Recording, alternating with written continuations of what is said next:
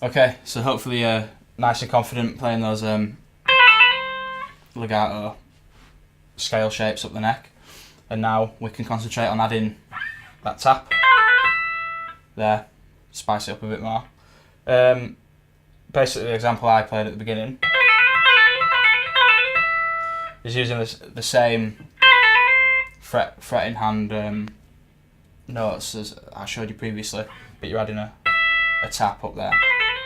And it uses what we call a sextuplet rhythm, which is, you don't really need to worry too much about. It's just basically 6 notes fit into one beat. They're impossible to count. You don't need to worry about counting them. All you've got to worry about is that it's the tap that's going to be on the 1 and the 2 and on the beat. So you just need to basically, as long as they're even and this one is landing on the beat, then you're fine.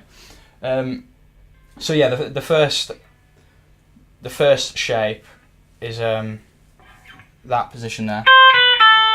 So first finger on the A, on the E string, 5th fret. Third finger on the B, on the E string, 7th fret. And little finger on the C, on the E string, the 8th fret. So we're sort of using like 1 finger per fret here. And then you're going to tap the 12th fret on the E string.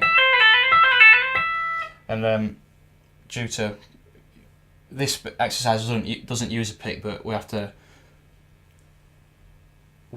sort of go on the theory that you'll be doing this in the middle of a song, so you will have the pick in your hand. So you hold, just quickly recap, we showed you this in the level 3 lesson, but you hold the pick with those 2 fingers, and then you can sort of tap with the middle finger. And the middle finger is the best finger to do it with anyway, because it's stronger. And basically you just tapping on. It's the tap that's going to sound the notes here. You're not picking it, so you need to do that very forcefully. And then you sort of want to go sideways. So you got off the neck to get that pull off sound. It's basically just the same as here, pull off, but with the pick in hand. And all you're doing is going down and then back up. So you're going.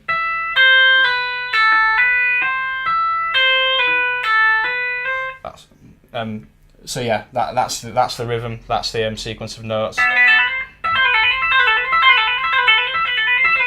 And you can hear a few notes ringing out there. So what's also important is when you're tapping on with that finger, you can sort of rest the whole of your arm or your hand on the neck here to mute the strings.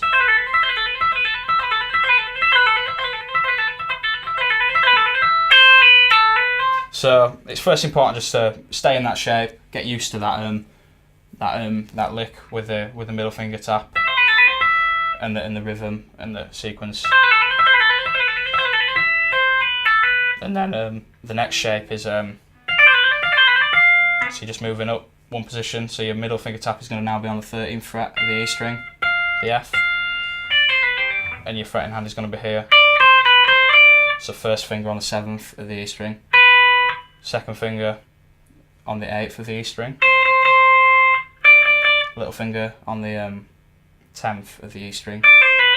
Again, one finger per fret.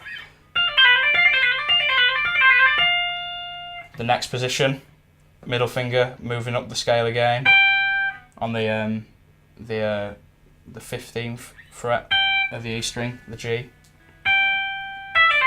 And this time you're playing a longer shape. You got your first finger on the 8th fret of the E string. You're going to have to actually do a stretch now because we've got the wrong amount of frets to do it 1 finger per fret. So I find it easy to use my second finger stretch up to the 10th fret on the E string, and then your little finger can play the 12th fret on the E string.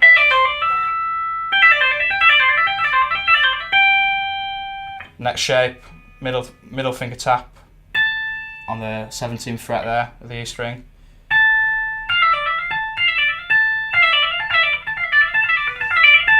Back to 1 finger per fret now, so you've got your little finger on the 13th fret of the E string, third finger on the 12th fret of the E string, and your first finger on the 10th fret of the E string.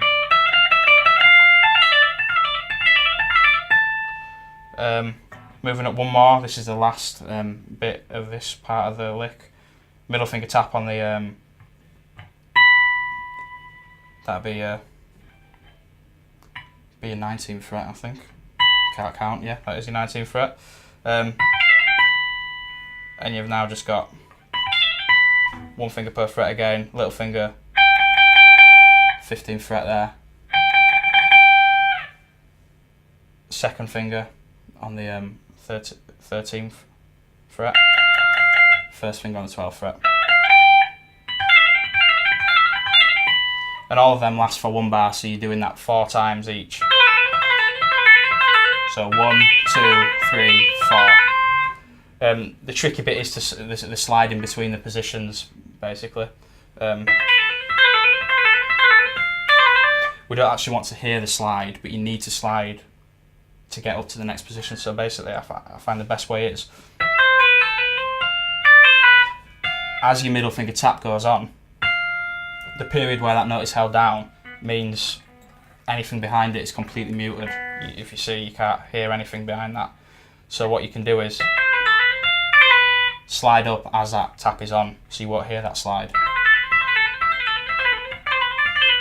And you can therefore keep the tap on the beat. So it just goes up all of them positions what I just showed you, 1 bar each, so 4 times on each one. I'll demonstrate that at a slow speed for you. It's best to use distortion when you play these licks because it gets a bit more power, to keep the volume consistent, because it is quite important when you're doing the pull-offs and the taps that the volume remains consistent. So it needs a bit of finger strength, but also you can sort of cheat, if you like, with the distortion.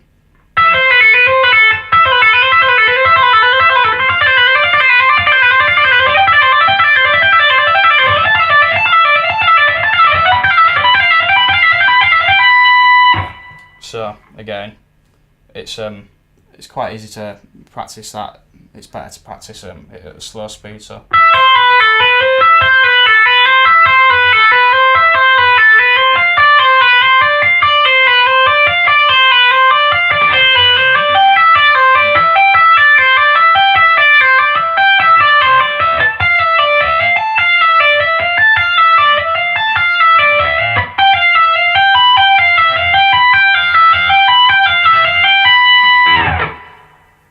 So have a play around with that one, get really used to that, and then I'll show you that last bit of the intro lick where we're going to start concentrating on moving up and down the strings, tapping across different strings.